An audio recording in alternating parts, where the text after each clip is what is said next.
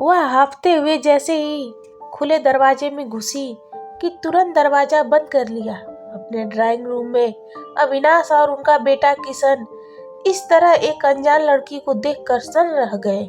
अविनाश गुस्से से बोले, ए लड़की, कौन है तू? इस तरह हमारे घर में क्यों घुस आई है?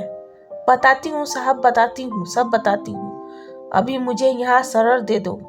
वह हाँफते हुए बोली, वह गुंडा फिर मुझे मेरी सौतेली माँ के पास ले जाएगा।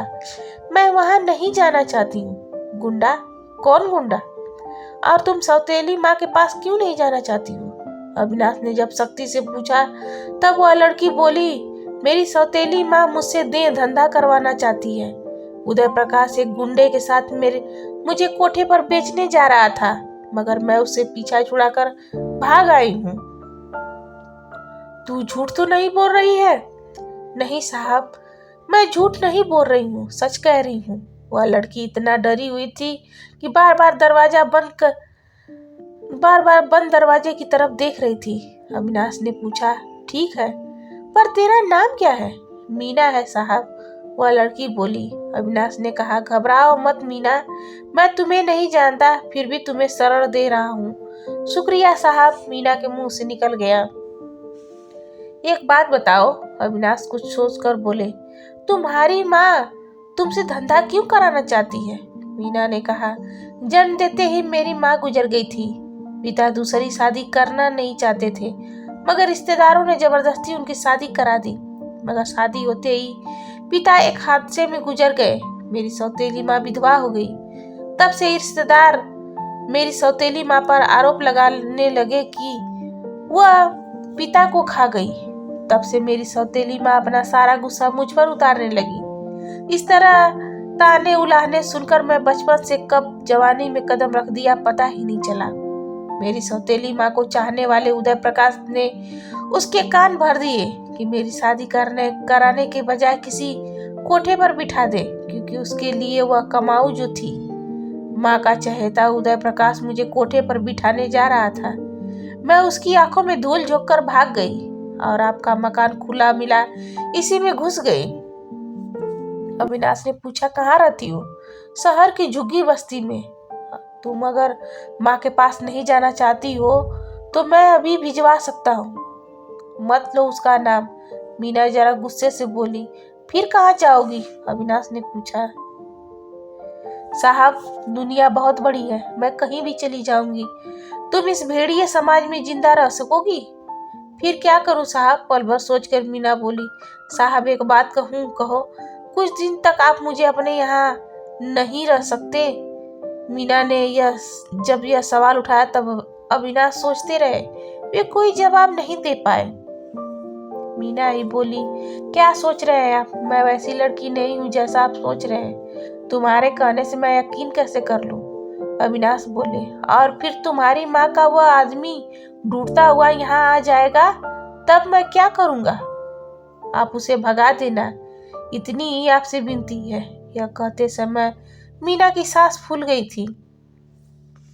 मीना आगे कुछ कहती तभी दरवाजे के जोर से खटकने की आवाज आई। कमरे में तीनों ही चुप हो गए। इस वक्त कौन हो सकता है? मीना डरते हुए बोली, बाबूजी वही गुंडा होगा।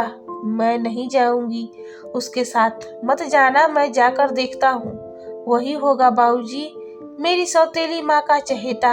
आप मत खोलो दरवाजा, डरते हुए मीना बोली। एक बार फिर जोर से दरवाजा पीटने की आवाज आई। अविनाश बोले, मीना तुम भीतर जाओ, मैं दरवाजा खोलता हूँ। मीना भीतर चली गई। अविनाश ने दरवाजा खोला। एक गुंडे टाइप आदमी ने उसे देखकर रोवीली आवाज में कहा, उस मीना को बाहर भेजो। कौन मीना? गुस्से से अविनाश बोले, जो तुम्हारे घर में घुसी है। मैं उस मीना की बात कर रहा हूँ। वह आदमी आंखें दिखाते हुए बोला, निकालते हो कि नहीं, वरना मैं अंदर जाकर ले आऊंगा। बिना उसे वजह गले क्यों पड़ रहे हो भाई? जब मैं कह रहा हूँ कि मेरे यहाँ कोई लड़की नहीं आई। अविनाश ने तैस में बोले, झूठ मत बोलो साहब, मैंने अपनी आंखों से देखा है उसे आपके घर में घुसते हुए। आप मुझसे झूठ बोल रहे हैं, मेरे हवाले करो उसे। अजीब आदमी हो, जब मैंने कह दिया कि कोई लड़की नहीं आई है तब भी मुझ पर इल्जाम लगा रहे हो। जाते हो कि पुलिस को बुलाऊं? मेरी आंखें कभी धोखा नहीं खा सकती। मैंने मीना को इस घर में घुसते हुए देखा है। मैं उसे बिना नहीं जाऊंगा, अपनी बात पर कायम रहते हुए आदमी ने कहा। अविनाश बोले, मेरे घर में आकर मुझ पर ही तुम आधी रात को दादागिरी कर रहे हो? साहब, मैं आपका लिहाज कर रहा हूँ और आपसे सीधी तरह से कह रहा हूँ, फिर भी आप समझ नहीं रहे हैं। एक बार फिर वह आदमी बोला, कोई भी लड़की मेरे घर में नहीं घुसी है। एक बार फिर इनकार करते हुए अविनाश उस आदमी से बोले, लगता है अब तो मुझे भीतर ही घुसना पड़ेगा। उस आदमी ने खुली चुनौती देते हुए कहा। तब एक पल के लिए अविनाश ने सोचा कि मीना कौन है, वे नहीं जानते, मगर उसकी बात सुनकर उस पर दया आ गई। फिर ऐसी खूबसूरत लड़की को वे कोठे पर भिजवाना भी नहीं चाहते थे। वह आदमी गुस्से से बोला, आखिरी बार कह रहा हूँ कि मीना को मेरे हवाले कर दो या मैं भीतर जाऊं। भाई, तुम्हें यकीन न हो तो भीतर जाकर देख लो, कहकर अविनाश ने भीतर जाने की इजाजत दे दी। वह आदमी तुरंत भीतर चला गया। किशन पास आकर अविनाश से बोला, यह क्या किया बाबूजी?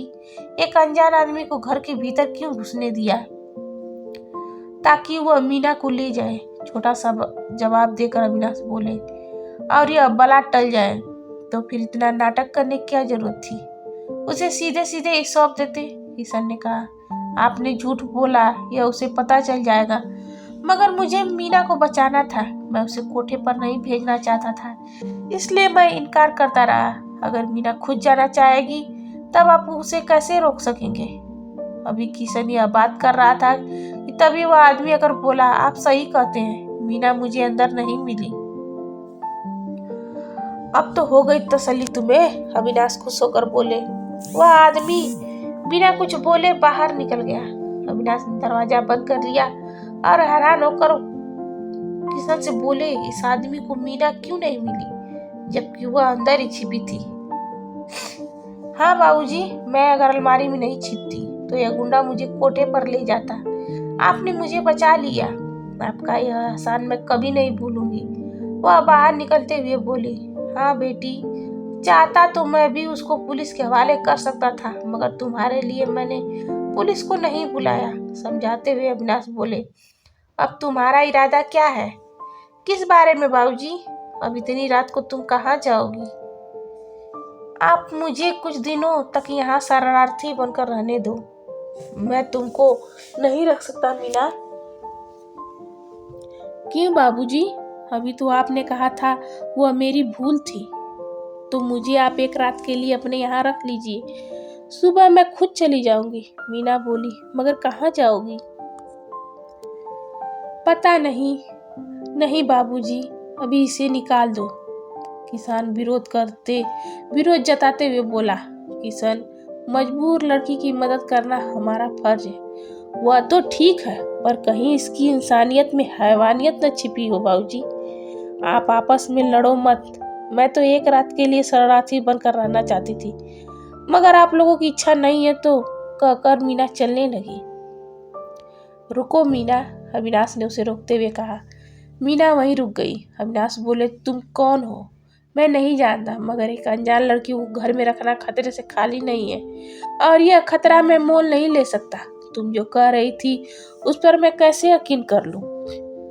आपको कैसे यकीन दिलाऊं? निराश होकर मीना बोली, मैं उस सौतेली माँ के पास जाना नहीं चाहती।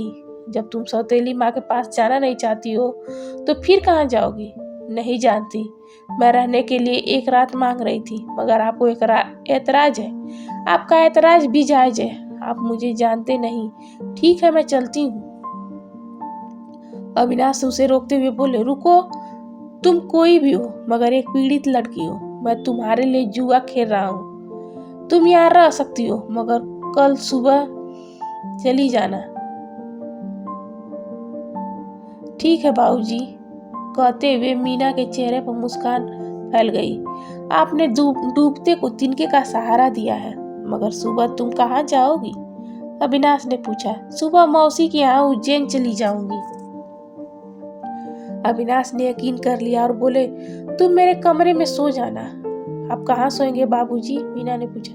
मैं यहाँ सोफे पर सो जाऊंगा। अविनाश ने अपना फैसला सुना दिया और आगे बोले, जाओ किशन, इसे मेरे कमरे में छोड़ आओ।